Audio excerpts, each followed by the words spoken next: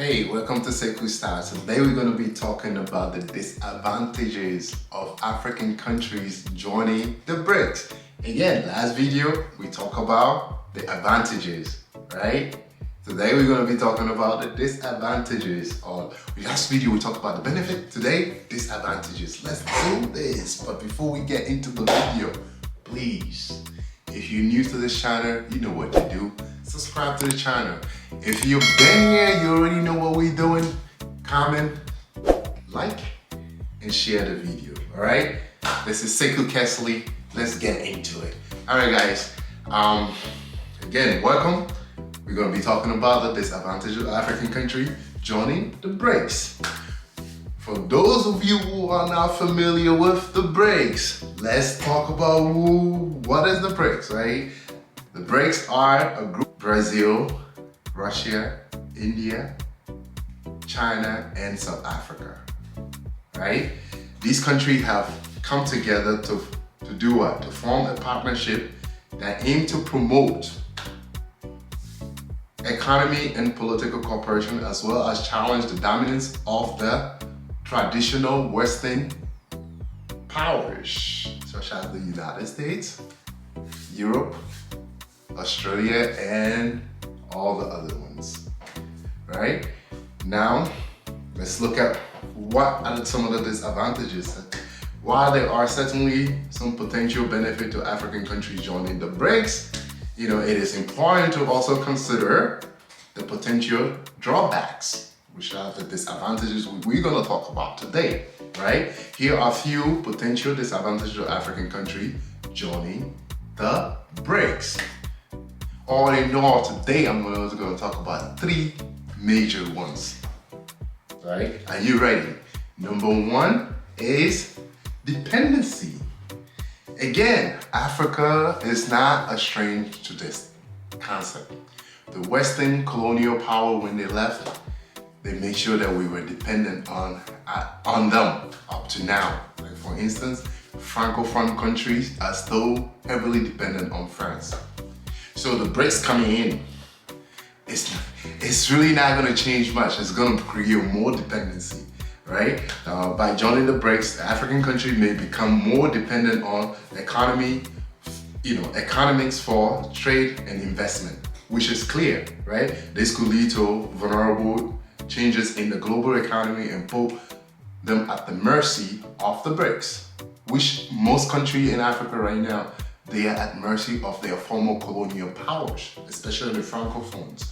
So this dependency is huge, and it could break the little progress that African countries are making. So many of them are trying to take away that shackle of dependency, that shackle of slavery, the mindset.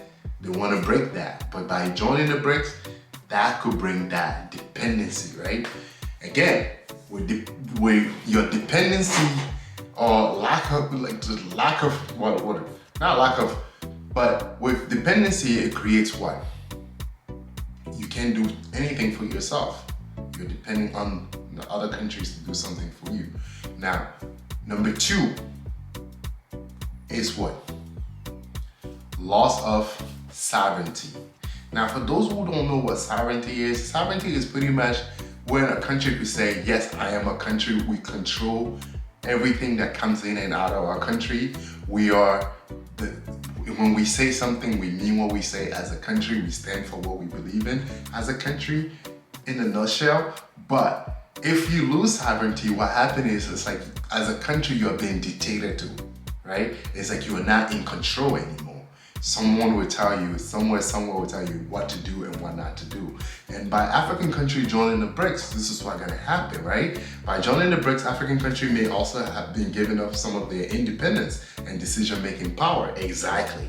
And that's the point, because you're not a sovereign nation anymore, right? Because you're coming together to, form a coalition where your decision-making power is already reduced. But again, some may argue that, but the UN is always doing that anyway, and almost all African countries are part of the UN, and the UN will come together and decide what to do, and they have the Security Council, which have the bigger power. So again, it's a fair point to point out, right?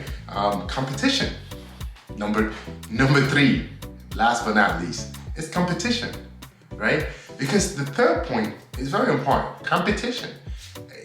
Now that African countries will join BRICS, what happened? It creates unnecessary competition or unnecessary competition. It becomes dog eat dog, survival of the fittest, right? That level of like, we have to compete for everything, right?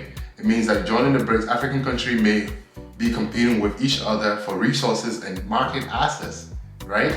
And this could lead to tension and conflict with the groups. So competition leads to conflict, like if not properly handled.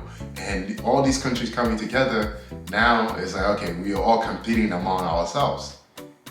So that could create even more tension. Like, as an African nation, African nations, you may not be at advantage to take.